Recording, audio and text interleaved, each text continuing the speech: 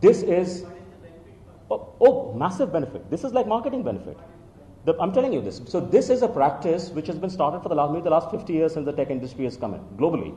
That the idea is that, in economics, right, you have demand, you create demand by creating demand within consumers, and you create demand by pushing in supplies. And perfect example, I'll give you some few examples for you to understand. So if people lakhs of people, crores of people get trained on a particular product, when they come to the industry automatically starts selecting the product. I'll give you an example, simple example. Everybody has heard about this product called Tally in India. It's an Indian software product, one of the most successful products. What was Tally's strategy against all the global players? Everybody who was an accountant, everybody who became a chartered accountant, everybody who started accountancy in the country had a copy of Tally, a free copy of Tally.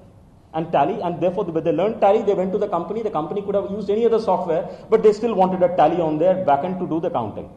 This has been done by the likes of Siemens, this has been done by the likes of Sun, HP, IBM. I have worked for the globals, and I can tell you, please Google. And you find out about every company's global grant-in-kind program, you will see there across the world.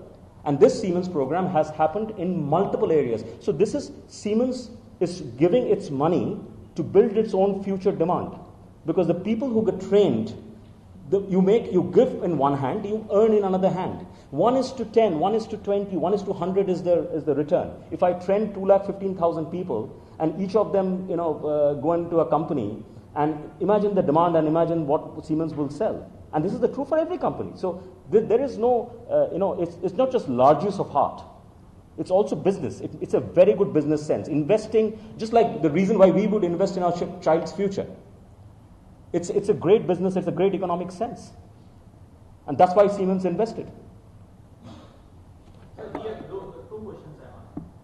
If you made an agreement with the government, who are the contenders and who are the portions of the particular agreement?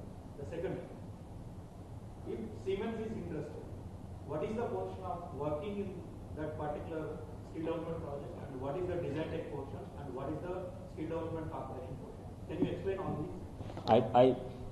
I hope I got your question. If I haven't, please ask me for clarification. I think your question is, if I understand correctly, that the roles in this project, primarily, right? So, APSSTC represented the government, the mandate of the government to create an industry infrastructure in the state. And based on their industrial policy, segments were chosen which had automotive, which had heavy engineering, which had electronics, electricals, etc., etc. That was APS. So APSSTC was the holder of the project. So the colleges were selected by APSSTC. The APSSTC was one of the certificates went in with, and it's a joint certificate by APSSTC and Siemens. So APSSTC was there, and it was the overall owner of the project. Siemens was the technology partner. So everything to do with transferring that vision of the government to reality was done through Siemens. As a visionary technology company globally, that's the role that we played. In that role, we also brought in our products. We also brought in our hardware, our software, our coursewares, etc., etc.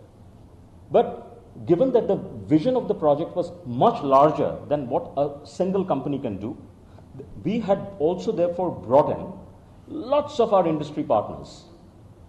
Whether it's in the area of robotics, whether it's in the area of manufacturing, whether it's in the area of automotive repairs, our customer partners, etc., we have brought them in. And we have assimilated this under the platform of skill development. And this has been the standard practice that we have done, not just in Andhra Pradesh, but in all other states and places that we have done. This is a mammoth task. That's the reason we used to only do one project a year. Right? Conceivement was to take about a year, implementation is another year, and then you're running it for another 3 years, right?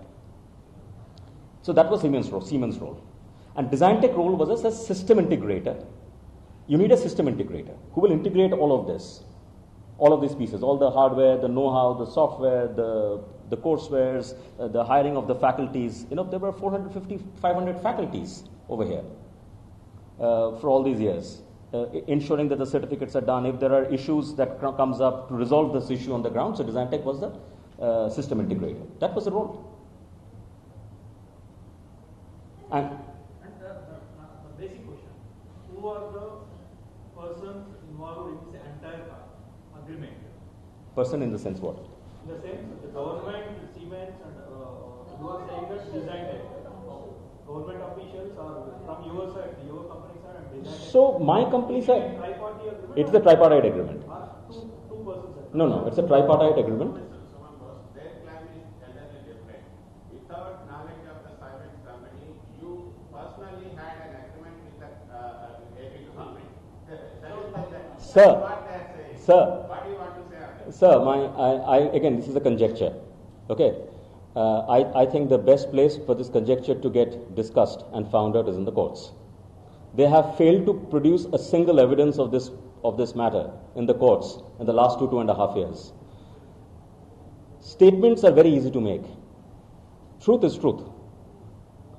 If anybody believes, and if I would find my ex organization coming in front and saying that this has been done, I would like to challenge them. I would like to, but I'm sure Siemens wouldn't say this. I'm pretty sure they haven't done this.